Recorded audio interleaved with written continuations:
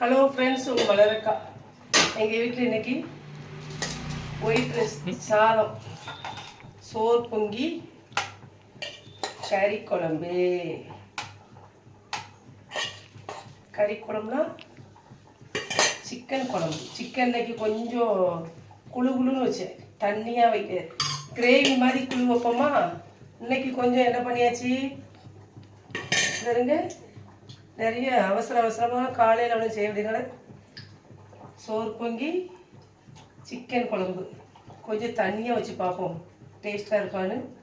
அதே மாதிரி எப்பவும் போல் தேங்காய் சீரகம், வெள்ளைப்பூடு, பெருஞ்சீரகம், சின்ன சீரகம், இஞ்சி, மட்டன் மசாலா போட்டு சிக்கன் மசாலா பொடி போட்டு இன்றைக்கி எங்கள் வீட்டில் பாருங்கள் சிக்கன் குழம்பு வச்சு சோறு பொங்கி முருங்கை சூப்பு வேணுது. முருங்கை சூப்பு கூட போடும்போது பேர் தான் முருங்கை சூப்பு.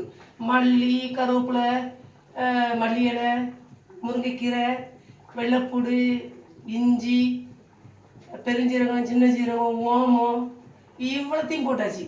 கொஞ்சோட தக்காளி பழம், ஆனால் உப்பு போட மாட்டேன். மருந்து வகையில் அவ்வளோத்தையும் ஒரு கொஞ்சோட காயம். முருங்கை சூப்பும் குடித்த மாதிரி இருக்கும்.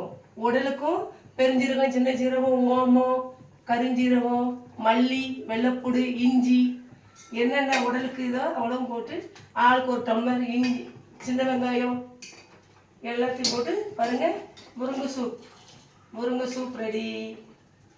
சாப்பாடு ரெடி. சாப்பிட வரீங்களா ஃப்ரெண்ட்ஸ்?